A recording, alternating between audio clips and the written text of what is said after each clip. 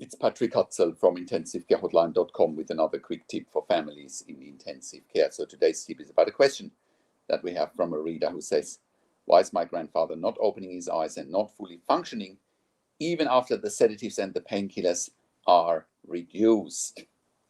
What a great question. So let's look at the bigger picture here. When patients are in intensive care on a ventilator with a breathing tube, they are often induced into a coma with sedatives and opiates. Opiates are strong painkillers such as morphine, fentanyl.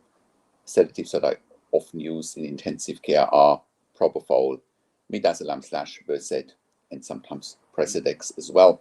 Precedex is dexmedetomidine. Depending on the length of a coma, patients may or may not wake up quickly. Depending on what other things are going on, they may or may not wake up quickly. Depending on the strength of the dosage of sedatives and opiates used, patients may or may not wake up quickly and properly. Depending on whether a patient, for example, is having impaired kidney or liver function, they may or may not wake up quickly. So you can already see there are many, many variables in this, and it's often not a straightforward process. So, families in intensive care get told, okay, we're now taking off sedation, we're reducing sedation and opiates, and then your loved one should wake up. And many times they don't, at least not quickly.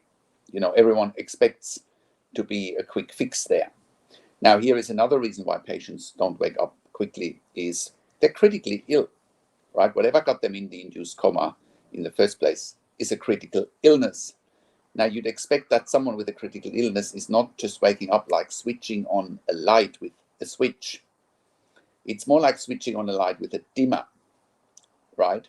So it's a gradual process. Now, here is another reason why patients in intensive care that are critically ill and have been in an induced coma are not waking up quickly. So they may have had a neurological event, i.e. they may have had a stroke, God forbid. They may have had some seizures whilst being in the induced coma. So if someone is not waking up after a few days, a neurological consult should be sought, and a CT brain scan should be done. An MRI scan of the brain should be done to rule out any neurological damage or neurological event. Now, also, let's just look at the best case scenario here. When someone is on, let's just say someone is in an induced coma after open heart surgery, they're coming back to ICU, they're on a breathing tube, they are a little bit hemodynamically unstable because they just had open heart surgery. They might be on some propofol, they might be on some morphine or fentanyl for the pain. If they're stable overnight, next morning you take off sedation and you still leave the morphine or the fentanyl on because it's quite painful when they crack open a chest after open heart surgery, right? And then a patient ideally should wake up. That's what I've often seen. But then, sometimes, depending on patient's age, comorbidities, they don't wake up quickly, and then you've got to leave them intubated for another couple of days and until they're more awake, So it's not a straightforward process. It's not a one size fits all.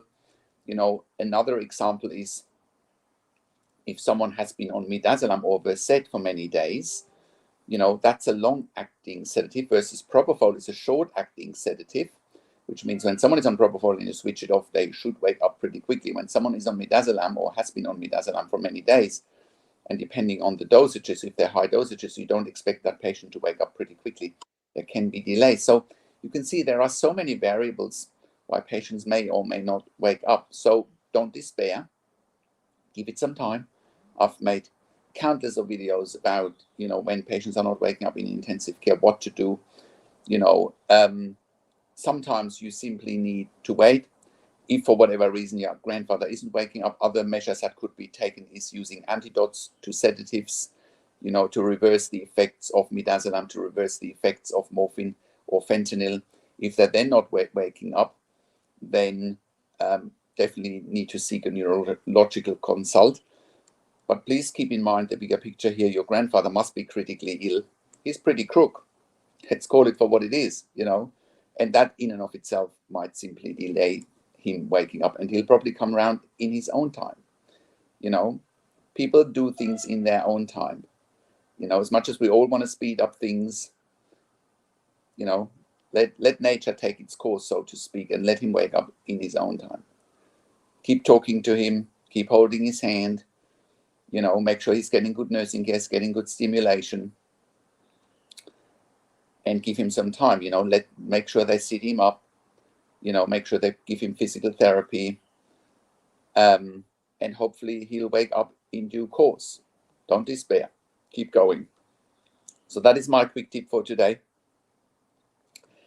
If you have a loved one in intensive care, go to intensivecarehotline.com, call us on one of the numbers on the top of our website, or simply send us an email to support@intensivecarehotline.com with your questions.